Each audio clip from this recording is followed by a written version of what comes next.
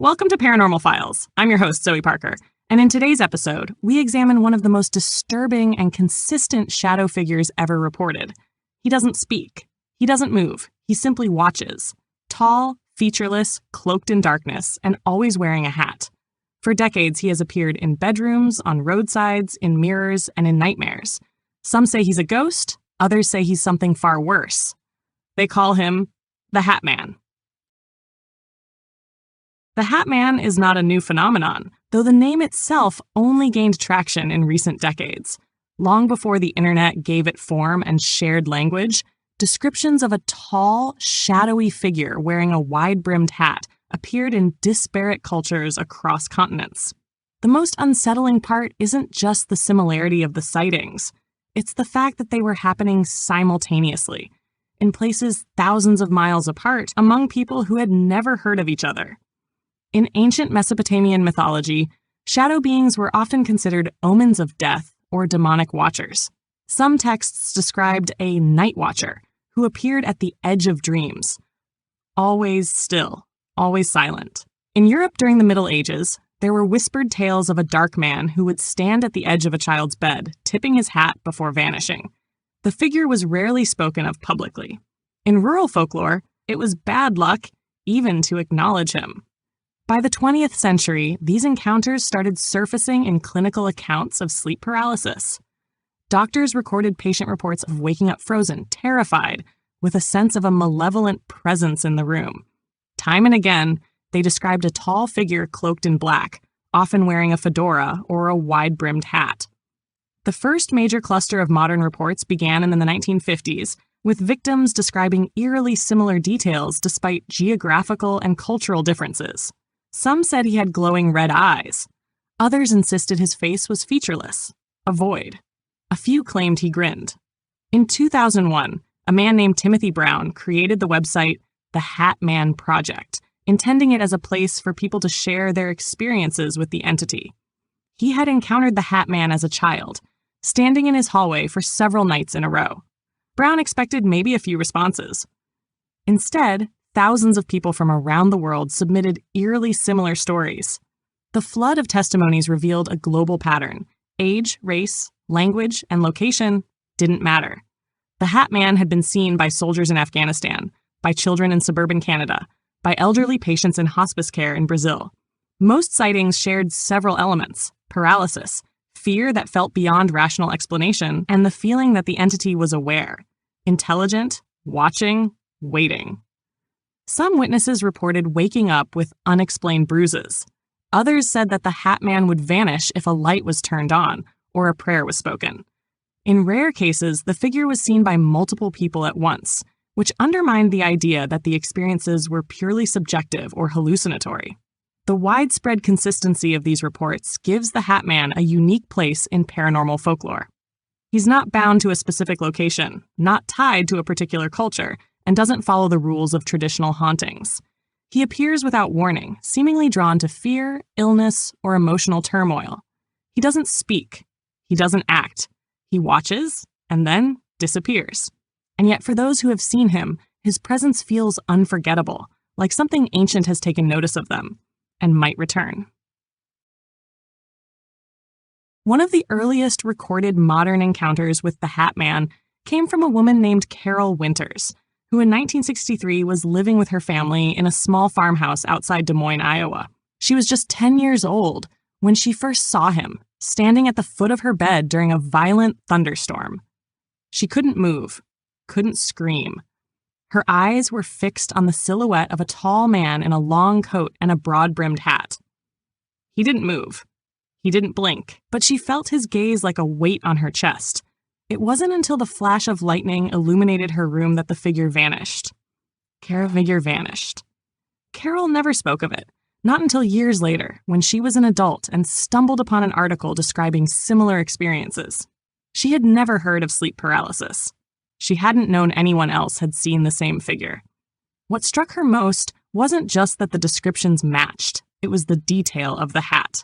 She had always thought that was something her imagination had added, but it was the one trait that everyone seemed to recall.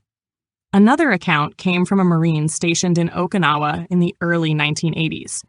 His name was Daniel, and he described waking in his barracks one night completely paralyzed. A dark figure stood in the corner of his room, tall, unmoving, with what appeared to be a trench coat and a wide-brimmed hat. Daniel said the figure's presence was so overwhelming that he thought he was going to die. He had faced enemy fire. He had been in war zones. But this was a different kind of fear, something he described as ancient. When he finally regained control of his body, the figure was gone, and the room was freezing cold. His fellow soldiers reported nothing unusual. Children seem especially vulnerable to the Hat Man. Reports from the 1970s and 80s show a disproportionate number of sightings from kids between the ages of 6 and 12. One of the most harrowing accounts came from a girl in Manchester, England, who claimed the Hat Man would appear in her mirror at night, just over her shoulder, always standing perfectly still. Her parents dismissed it as night terrors, until one night, her mother saw the figure herself. She described the same shape, the same hat, the same stillness. The family moved within the month. In 1994, 3 teenagers in Albuquerque, New Mexico, were walking home late at night when they noticed a man standing perfectly still beneath a streetlight. He wore a long coat, and his face was obscured by the shadow of a hat. Thinking it was a prank or a drunk, they called out.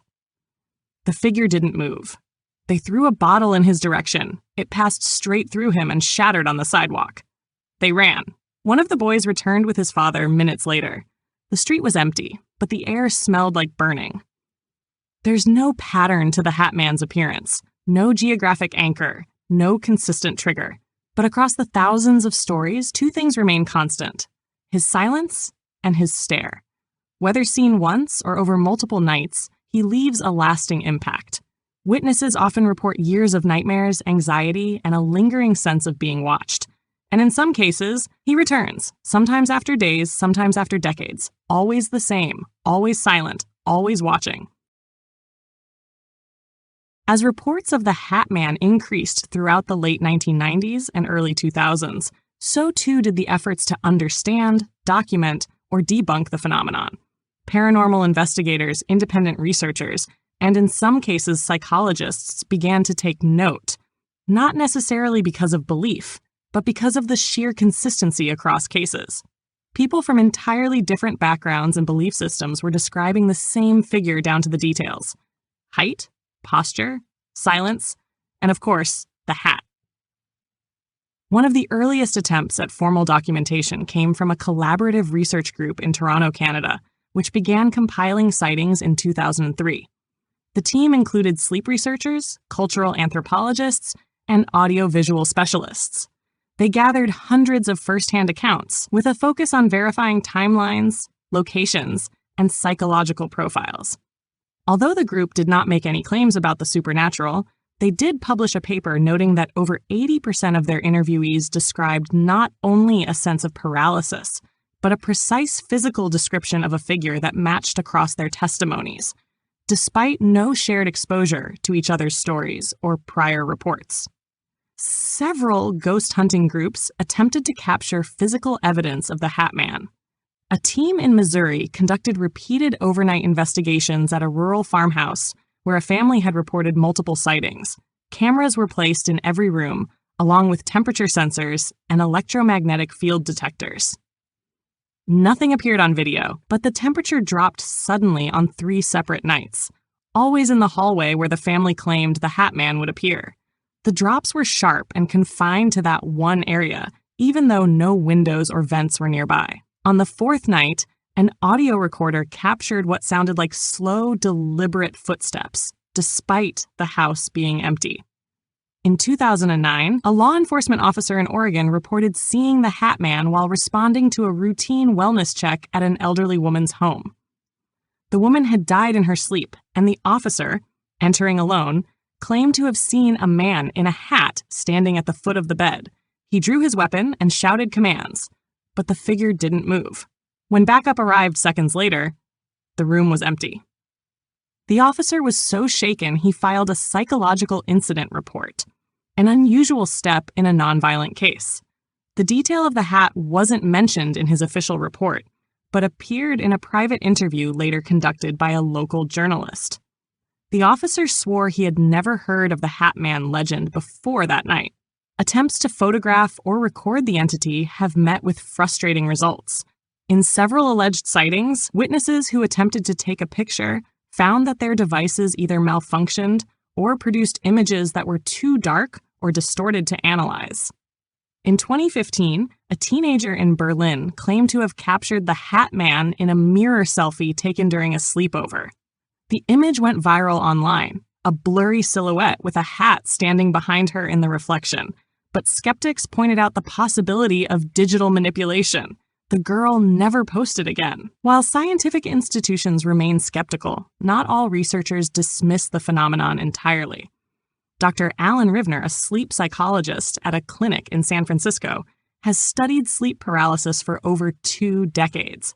In a 2018 interview, he admitted that while hallucinations during paralysis are well documented, the uniformity of the Hat Man's appearance is unusual. The human brain can conjure all kinds of terrifying images in moments of stress, he said, but why this one? Why so consistently? It suggests we may be tapping into something archetypal, or possibly something external we don't yet understand. Even those attempting to disprove the Hat Man often come away with more questions than answers, because despite all efforts to reduce him to psychology or folklore, he continues to appear. The sightings haven't stopped. They've only spread. Theories attempting to explain the Hat Man fall broadly into 2 categories, the paranormal and the psychological. Each has its own implications, one suggesting we are being visited by something beyond comprehension, the other insisting the terror originates within our own minds. Yet neither explanation seems to fully contain the phenomenon. From a psychological standpoint, the most common theory ties the Hat Man to sleep paralysis. During REM sleep, the body is paralyzed to prevent us from acting out our dreams. Sometimes we regain consciousness before the paralysis wears off. In these moments, the brain can generate vivid hallucinations, dark shapes, a weight on the chest, the sense of an intruder. Many sleep experts believe the Hat Man is a product of this state, a shared dreamlike projection fueled by fear and panic. But the explanation stumbles in several areas. First, the Hat Man has been reported during waking hours by people who were not asleep, paralyzed, or dreaming.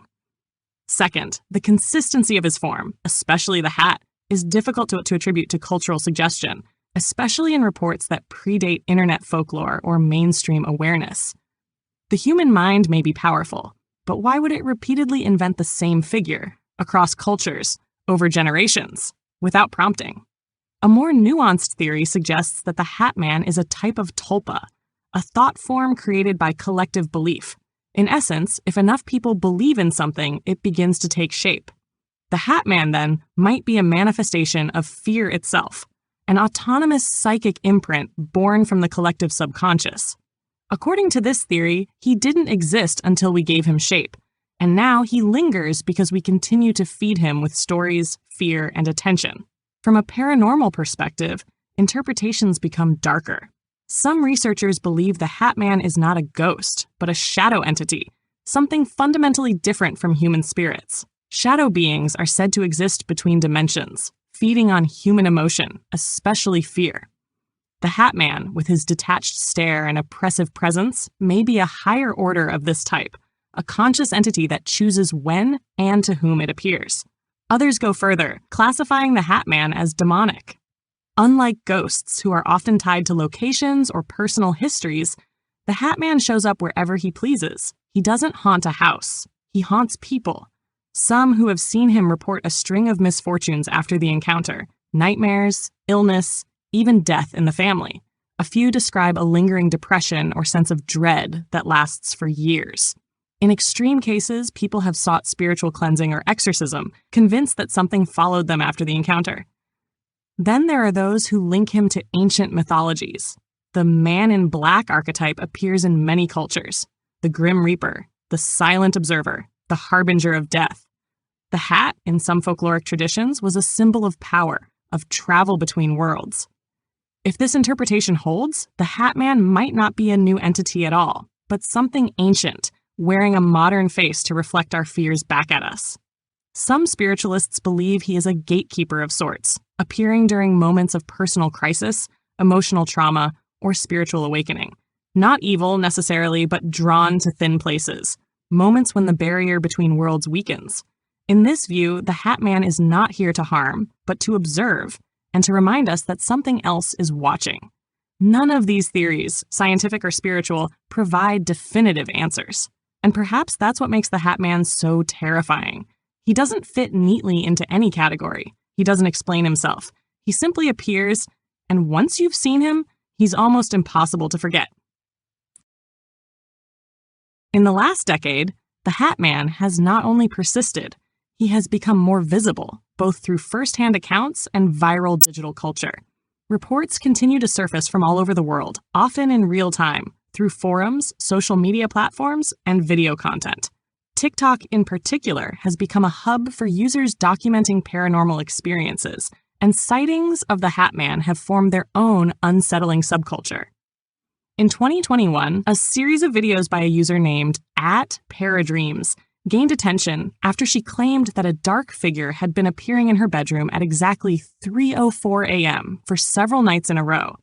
She described waking up, paralyzed, unable to scream, while the silhouette of a tall man in a hat loomed in the doorway. In the third video, she left her phone recording overnight. The footage shows her sleeping peacefully until her body tenses suddenly. The camera picks up a flickering shadow near the doorway, though no figure is clearly visible. In the following weeks, she claimed her mental health deteriorated, and she ultimately deleted her account. The videos, however, were already circulating widely. Another case involved a man in Georgia who began experiencing vivid, waking hallucinations of a shadowy man with a wide-brimmed hat standing at the foot of his stairs. He posted photos showing large, dark smudges on his security camera footage, shapes that appeared only at night and vanished by morning. When he consulted a local paranormal group, they found no environmental explanation, no EMF spikes, no signs of carbon monoxide. One of the investigators claimed she felt targeted during the visit and later reported seeing the same figure in her dreams for 3 consecutive nights. Recent reports show that the Hat Man often appears during times of heightened stress, illness, or grief. The COVID-19 pandemic produced a surge of sightings. Several ICU nurses described patients, both conscious and sedated, claiming that a man in a hat was standing in their rooms. One nurse in Chicago described an elderly man who repeatedly whispered, "He's waiting," before passing away. Another patient, who survived a near-death experience, claimed that the Hat Man had been standing behind the doctor during his intubation. In a podcast interview in 2022, a hospice worker from Montana recounted multiple patients describing a tall, dark figure standing near the doorway in their final days. None of these patients were aware of each other, yet they all described the same man, motionless, wearing a hat, watching. The nurse said she'd never seen the figure herself, but the consistency of the stories unnerved her to the point of requesting reassignment. Not all sightings occur in isolation. In several documented cases, multiple people have seen the Hat Man at the same time. In 2018, 2 sisters in Dallas reported waking simultaneously in the middle of the night to see a tall figure standing in the hallway between their rooms. They both described the same details: the shape of the hat, the absence of facial features, the way he seemed to absorb the light around him. He stood for nearly a full minute before dissolving into the shadows. The continued appearance of the Hat Man, across generations, continents, and cultural contexts, raises troubling questions. He has transcended folklore and now occupies a space in the digital consciousness, preserved in video clips, photos, and late-night live streams. Some say his growing visibility is the result of mass hysteria or meme-driven folklore, but others argue that attention gives him power, that the more we look for him, the more often he comes. And with every new appearance, the line between imagination and reality grows thinner. The Hat Man's impact extends beyond the moment of encounter. For many, the experience is not a fleeting vision or a passing nightmare. It's a psychological wound that lingers for years. Witnesses describe profound emotional shifts, a constant sense of being watched, unexplained anxiety, sleep disturbances, and in extreme cases, full-blown phobias of the dark or of being alone. The emotional aftershock often mimics trauma, and in interviews, people speak of their encounters with a kind of hushed reverence, like survivors recalling something they can't fully explain but can never forget. In some cases, children who see the Hat Man grow into adults still burdened by the memory. A woman from Seattle described an encounter at age 7 that haunted her into her 40s. She stopped sleeping with the lights off. She couldn't stand mirrors in dark rooms. And she never stayed alone in any house. Ever. Therapy helped her function, but she insisted the experience was not imagined. I could feel him watching me, she said. Not like a dream. Like something standing in my reality that wasn't supposed to be there. Teachers, doctors, military veterans. People from all walks of life report similar long-term effects. Many find themselves obsessively researching the phenomenon, desperate to find others who have seen what they saw. Online forums are filled with posts from people seeking validation, not attention.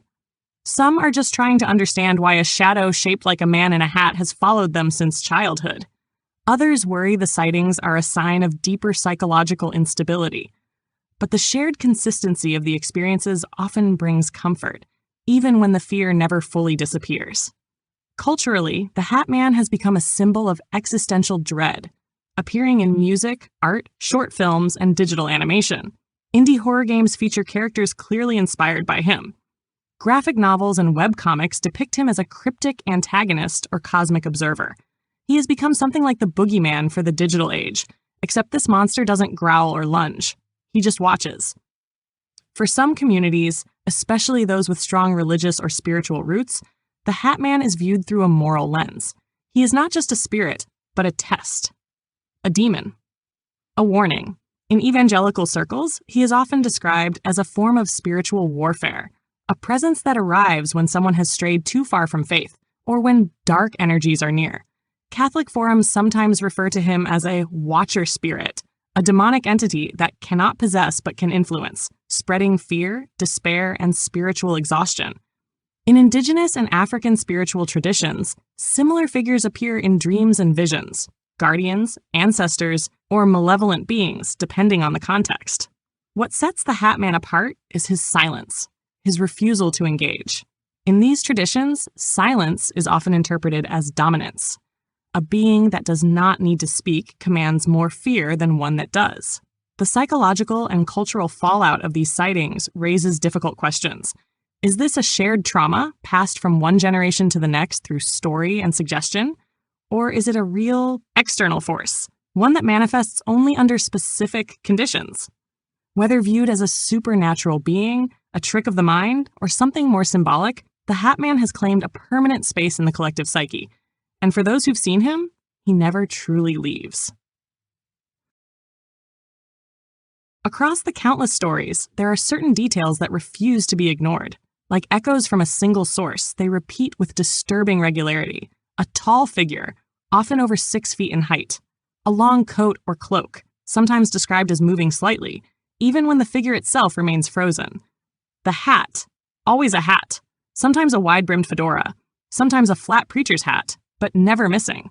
And the stillness, that unnatural, suffocating stillness. These recurring features are what elevate the Hat Man from simple nightmare into something else, something harder to dismiss.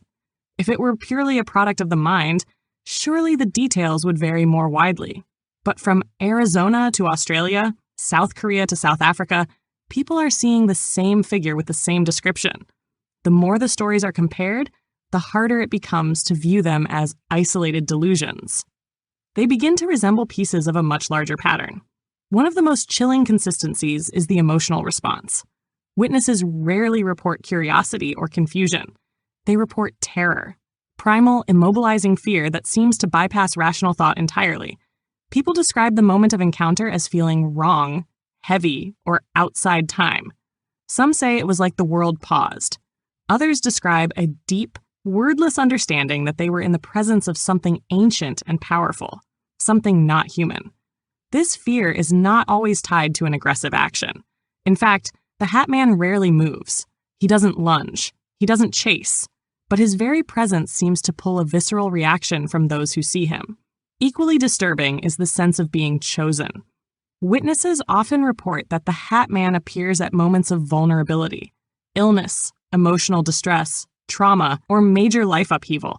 But not everyone sees him. 2 people can sleep in the same room, side by side, and only one will wake to find the Hat Man watching. This selectivity adds another layer of dread. If he is real or real enough, then he is deliberate. He chooses who sees him.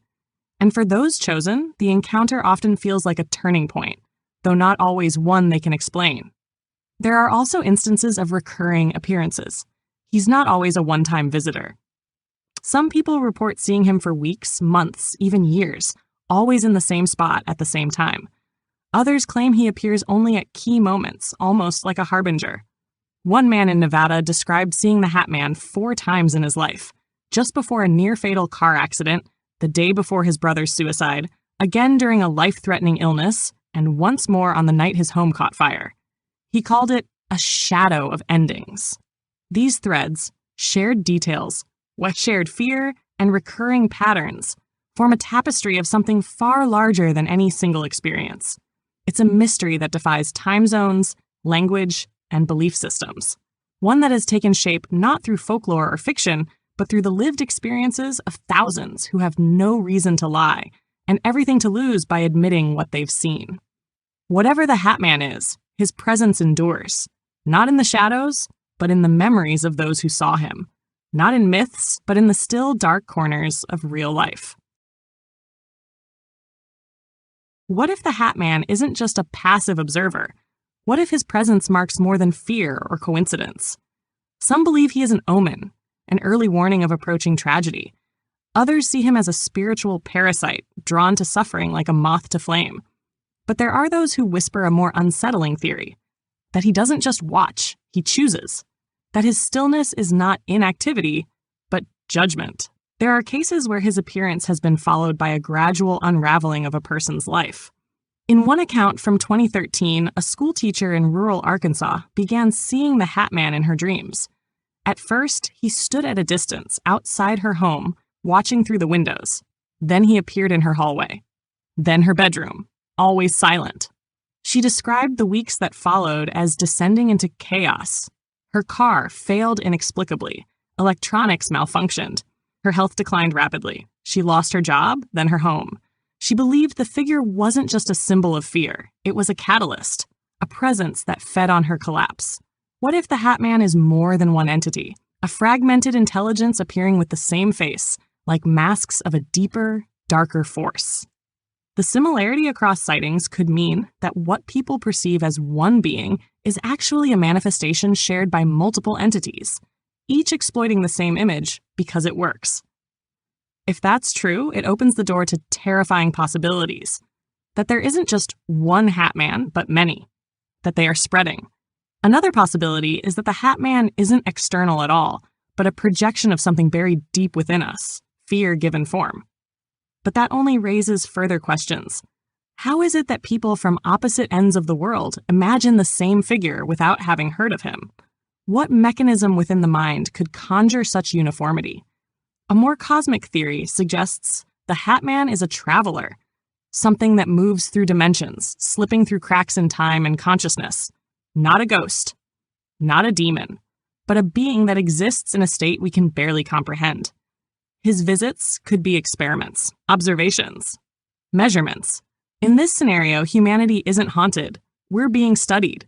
There's also the idea that the Hat Man represents something ancient and symbolic, a modern face for an ageless presence.